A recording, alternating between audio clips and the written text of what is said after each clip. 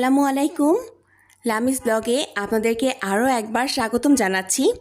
Lamis blog থেকে আমি জান্নাতুল লামিয়া। আশা করছি যে যেখান থেকে বসে আজকে আমার ভিডিওটি দেখছেন সকলেই ভালো আছেন এবং সুস্থ আছেন। আলহামদুলিল্লাহ, আমিও আমার পরিবার নিয়ে খুব ভালো আছি। পবিত্র মাহে রমজানের প্রথম দিক থেকে কিন্তু আমরা সকলেই আলহামদুলিল্লাহ খুব ভালোই ছিলাম এবং সেই দিনগুলি কিন্তু আমাদের খুবই ভালো কেটেছে।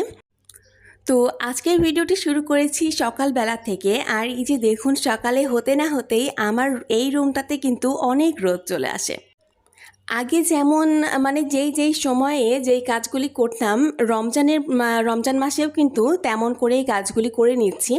আর দুপুরের রান্নাটা আমি দুপুরেই করে নিচ্ছি, কারণ যেহেতু আরহাম রোজা থাকে না, ওকে তো খাওয়াতে হয়। তো এই কারণে আমাকে কিন্তু আগেই রান্না করে নিতে হয়।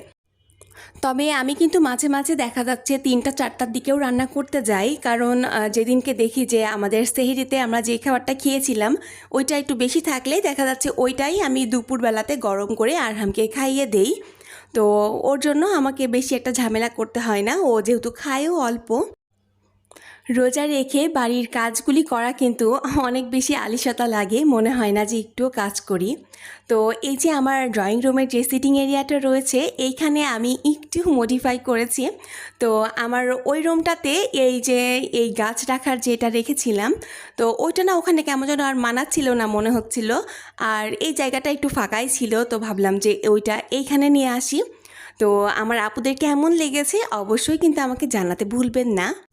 তবে আমার কাছে তো মাশাআল্লাহ ভালোই লাগছে। বেশ কিছুদিন হলো আমার শরীরটা একটু খারাপ, তো এই কারণে কিন্তু আমি রেগুলার ভিডিও কন্টিনিউ করতে পারছি না। আর মনে হয় না যে রোজার মাসটিতে তেমন করে ভিডিওগুলি দিতেও পারবো, কারণ অনেক কিন্তু ভিডিও আমার ফোনে করা রয়েছে, কিন্তু সেগুলিকে এডিট করে আবার ভয়েস ওভার দিয়ে তারপর এগুলিকে আপলোড করতে হয়। তো অনেক বেশি ঝামেলার কাজ। তো এখন কেন যেন মনে হয় না যেগুলি আর করি। আর হয় কি যে এর মধ্যে আমি একটু অসুস্থই হয়ে গিয়েছিলাম, তো এই কারণেই কিন্তু ভিডিওগুলি আপলোড করা হয়নি আসলে। তো এই যে এখন যে থালাবাটিগুলো ধুয়ে নিচ্ছি এগুলি কিন্তু আমি সেহরির সময় এরকমই রেখে দিয়েছিলাম। তো আমি কিন্তু কখনোই ওরকমভাবে রেখে দেই না, সব সময় আমি যখনকার থালাবাটি যা হয় আমি অল্প একটু হলেও কিন্তু ধুয়েই রেখে দেই। কিন্তু এই যে বললাম যে আসলে অনেক বেশি শরীরটা খারাপ ছিল, এই কারণে আমি ঘরের কাজ বলুন, তারপর কোনো রকমেরই কোনো কাজ করতে পারছিলাম না। তো আজ একটু শরীরটা ভালো লাগছিল, আর এই কারণেই আজকে এই যে ডাইনিং এরিয়াটাও একটু ভালো করে গুছিয়ে নিচ্ছি। তো আজকে এখন কিন্তু ডাইনিংটা আমাদের বেশ ইউজ করা হচ্ছে। তাছাড়া আমরা কিন্তু কোনো সময় ডাইনিংয়ে বসে আমাদের কিন্তু খাওয়া হয় না। তবে এখন ইফতার এবং সেহরি দুটাই কিন্তু আমাদের টেবিলে করা হচ্ছে সকলেই একসঙ্গে কেন বলছি জানেন তো, কারণ আরহাম কিন্তু মাঝে মাঝে সেহরিতে উঠে বসে খায় আমাদের সঙ্গে, তারপর কিন্তু আবার ঘুমিয়ে যায়। আজ এত কথা বলছি আর কথার ভিড়ে কিন্তু একটা কথা বলতে ভুলেই গিয়েছি, যে আমার এই ভিডিওটি যদি আপনাদের কাছে একটুও ভালো লেগে থাকে তাহলে প্লিজ একটি লাইক দিয়ে তারপর ভিডিওটি কন্টিনিউ করবেন। এবং যদি খুব বেশি ভালো লেগে যায় তাহলে চাইলেই কিন্তু আমার চ্যানেলটি সাবস্ক্রাইব করে আমার সঙ্গেই থেকে যেতে পারেন। এবং সাবস্ক্রাইব করলে অবশ্যই কিন্তু পাশে থাকা বেল আইকনটি ক্লিক করে রাখবেন, এতে করে আমি যখনই ভিডিওগুলি দিব ততক্ষণই কিন্তু আপনার কাছে নোটিফিকেশন পৌঁছে যাবে। যখনই একটু তাড়াহুড়ো করে রান্না করতে যাব বা যে কোনো কাজ করতে যাব তখনই দেখব যে এই স্পাইসি জারগুলিতে কোনো রকমের মশলা টশলা কিছুই নেই, আবার তেলের জারে তেল নেই। তো এইগুলি আবার রিফিল করে তারপর রান্না করতে হবে। এই বিষয়গুলি যে এত বিরক্তিকর আমার কাছে লাগে। তো এইগুলি যদি সব কিছু গোছগাছ করা থাকে তাহলে কিন্তু রান্না করতে মোটেও দেরি হয় না। আর এখন যেহেতু আমি আদা রসুন বাটা থেকে শুরু করে পেঁয়াজ কুচি বলুন সকল কিছু আগে থেকেই রেডি করে রাখি, আর এই কারণে কিন্তু রান্না করতে খুব একটা যে দেরি হয় তা কিন্তু হয় না। আর এই যে আজকে চিংড়ি রান্না করব, আর চিংড়িগুলি কিন্তু একদম সকালে উঠেই আবার ভালো করে আমি এগুলি পানিতে ভিজিয়ে রেখেছিলাম। আর এগুলি এখন একটু বরফগুলি যখন ছেড়ে গিয়েছিল তখন এবার রান্নাগুলি করে নেব। চিংড়ি হলে তো মাশাল্লাহ আমার ছেলের আর কোনো কিচ্ছু লাগবে না, সে একাই 2-3টা চিংড়ি কিন্তু খেয়ে নিতে পারে। তো আজকে এই রান্নাটা আসলে সেহরির জন্য করে নিচ্ছি, আর রাতে দেখা যাচ্ছে আরহাম দুটো খেয়ে নিতে পারে। তো আমি এখানে মশলাগুলি রিফিল করার পর এই যে মাছগুলির সঙ্গে হলুদ, লবণ এবং মরিচের গুঁড়া একটু মিশিয়ে ভালো করে মাখিয়ে নিয়েছিলাম। আর এরপর এটাকে ভালো করে একটু ভেজে তারপর রান্না করব। চিংড়ি মাছ কিন্তু না ভেজেও রান্না করা যায়, তবে আমি কিন্তু একটু ভেজে নিয়ে তারপর রান্না করি। এতে করে আমার মনে হয় কি যে টেস্টটা দ্বিগুণ হয়ে যায়।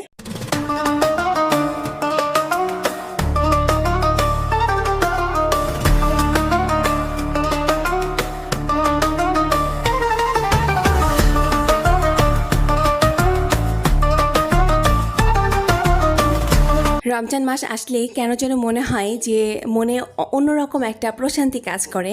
দীর্ঘ একটা বছর পরে কিন্তু আমাদের এই মাহে রমজান আমাদের জীবনে আরও একবার আসে, আলহামদুলিল্লাহ।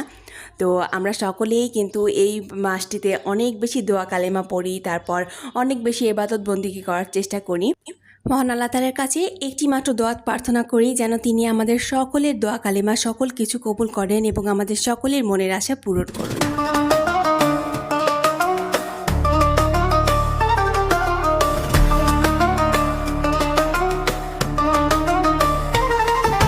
যত চেষ্টা করি না কেন যে আমরা একেবারেই ভাজা পোড়া খাবো না ইফতার টাইমে, কিন্তু তাও কিন্তু অল্প একটু হলেও ভাজা পোড়া না খেলে একদমই ভালো লাগে না।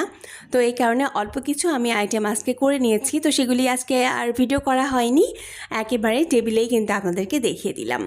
তো আমরা তারপর ইফতার করার পরে বেশ কিছুক্ষণ পর আর আমার বাবা আবার এই যে এই পেঁয়াজ আর আলুগুলি নিয়ে এসেছিল। রমজান মাস আসলে কিন্তু পেঁয়াজের অনেক বেশি ডিমান্ড হয়ে যায়, আমাদের কিন্তু অনেক বেশি পেঁয়াজের খরচ হয়। আসলে আমরা করি কি সব কিছুতেই কিন্তু পেঁয়াজটা আসলে ইউজ করা হয়, তো পেঁয়াজটা এই মাসটিতে একটু মানে বেশিই লাগে আর কি। তার সাথে আমাদের কিন্তু আমার বাড়িতে আলুটার কিন্তু অনেক বেশি ডিমান্ড, কারণ আমার আরহামের প্রত্যেক বেলাতেই কিন্তু তার আলু কিন্তু তার লাগবেই লাগবে। তো এই কারণে আমাদের বাসাতে আসলে সব সময় দেখা যাচ্ছে যে আলুটা একটু বেশিই লাগে। আমার রান্নাঘরটা যেহেতু মানে মিডিয়াম সাইজের, খুব বেশি একটা বড় না আবার খুব যে ছোট সেটাও না, তো আমি এই কারণে করি কি যে একটা বড় ঝুড়ির মধ্যে পেঁয়াজ, রসুন এবং আলু এই তিনটা একসঙ্গেই রাখার চেষ্টা করি যেন খুব বেশি একটা নিচে জায়গাগুলি না খেয়ে নেয়। তো এই কারণে দেখা যাচ্ছে হয় কি একটা বাস্কেটের মধ্যে যদি রেখে দেওয়া যায় তাহলে একটা মানে খুব বেশি যে অনেক জায়গা লাগে তেমন একটা কোনো কিছুর প্রয়োজন হয় না। আর এই কারণেই একটা ঝুড়িতেই আমি রেখে দেই। দেখতে যদিও বা একটু দৃষ্টিকটু লাগে হয়তো বা, কিন্তু কিছু করার নেই, আমি আসলে একটু জায়গা স্বল্পতার জন্য ওরকমভাবেই রাখি। আমার আপুরা আশা করি কিছু মনে করবেন না। ইফতার করার পর এক কাপ চা না হলে কিন্তু আমার কোনোভাবেই চলে না, যতই আমার পেট ভরা থাকুক বা কিন্তু তবুও কিন্তু মনটা ভরে না। চা না খেলে আমার একেবারেই ভালো লাগে না। তো এই কারণে এক কাপ চা বানিয়ে নিলাম নিজের জন্য, কারণ আর আমার বাবা খাবে না, তো আমি আমার জন্যই বানিয়ে নিলাম। এরপরে রাতের আর খাওয়া দাওয়া এগুলি আর ভিডিও টিডিও করা হয়নি। তারপর এক লাফে কিন্তু সেহরিতে চলে এসেছি। তো সেহরি করার সময় এইটুকু ভিডিও একটু করে রেখেছিলাম। সেহরির টাইমটাতে আমি খুব বেশি একটা যে বাটিতে তুলে নিয়ে আসা বা এগুলি আর কিছু করি না, একেবারেই কিন্তু নিয়ে চলে আসি প্লেটের ওপরে আর এরকম করে খেয়ে নেই, যেহেতু আমরা দুজনেই খাই।